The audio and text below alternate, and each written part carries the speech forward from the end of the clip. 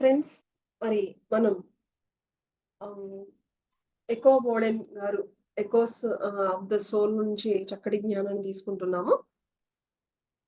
ప్రతి ఒక్కరు కూడా ఈ యొక్క మరణానంతర జీవితం గురించి తెలుసుకోవాల్సినటువంటి ఈ ఆవశ్యకత ఎంతో ఉంది మై డియర్ ఫ్రెండ్స్.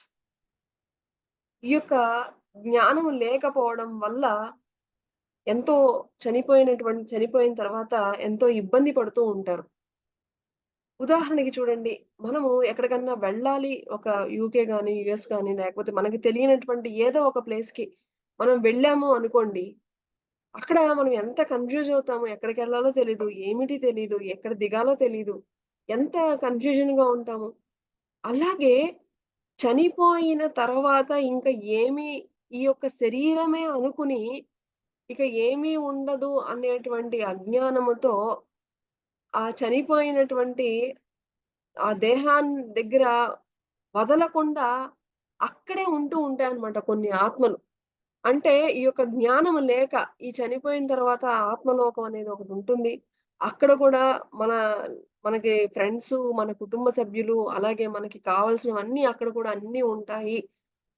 అక్కడ కూడా మనం నేర్చుకోవడానికి ఎంతో ఉంటుంది అనేటువంటి జ్ఞానము లేక ఈ ఆత్మలు చనిపోయిన తర్వాత దేహాన్ని వదిలి వెళ్ళకుండా ఆ ప్రాంతాల్లోనే అలాగే ఉంటాయన్నమాట. ఉదాహరణకి ఒక ఎగ్జాంపుల్ చెప్తాం. ఒకానొక వ్యక్తి పారాషూట్ నుంచి అంటే పైనుంచి కిందకి ఒకానొక టెక్నికల్ ప్రాబ్లమ్ మూలాన కింద పడిపోయి చనిపోవడం జరుగుతుందన్నమాట. ఆ ఆత్మకి ఈ యొక్క జ్ఞానం లేకపోవడం మూలాన తన శరీర భాగాలన్నీ గూడా అక్కడొకటి పడ్డాయి. సో, ఇవన్నీ గనక మళ్ళా నాకు ఎవరన్నా కలిపి ఒక చోట పెడితే గనక నేను మళ్ళా అందులో ఆ శరీరంలోకి వెళ్ళొచ్చు అని చెప్పేసి చనిపోయి ఆ యొక్క శవాలను భద్రపరిచేటువంటి ఆ యొక్క రూమ్‌లోనే ఇంకా తన యొక్క దేహంలో ఒక భాగం వస్తుంది. తనన్నిటిని సరిచేస్తారు. మళ్ళా ఎళ్లి అందులో దూరొచ్చు అనేటువంటి భావంతో అక్కడే ఉండిపోవడం అనేది చాలా రోజులు జరగడం. అది తెలుసుకున్నటువంటి తర్వాత ఎంతోమంది మరి మనకి ఉండేటువంటి మార్గదర్శకుల యొక్క సహాయంతో ఎంతో వ ఎంతో చెప్పడం మూలాన నాయనా ఇక శరీరం అనేది శాశ్వతం కాదు. ఇలాగ ఆత్మలోకం అనేది ఉంటుంది. కాబట్టి నువ్వు అంగీకరించాలి అని ఇంత గైడెన్స్ ఇచ్చేంత వరకు కూడా ఆ ఆత్మ ఇటు దేహం లేక, అటు పైలోకాలకు వెళ్ళలేక క్షోభిస్తూ ఉంటుంది మై డియర్ ఫ్రెండ్స్. అందుకనే ఈ యొక్క జ్ఞానం అనేది ప్రతి ఒక్కరికి కూడా ఎంతో అవసరం.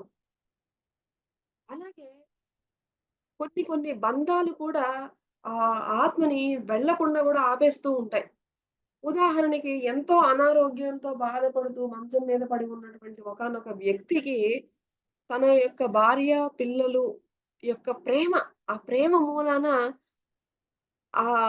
వెళ్ళవలసినటువంటి టైమొచ్చినా కూడా ఆ ప్రేమ అనేది వెళ్ళకుండా ఆపేస్తుందనమాట. ఆపేస్తుంది.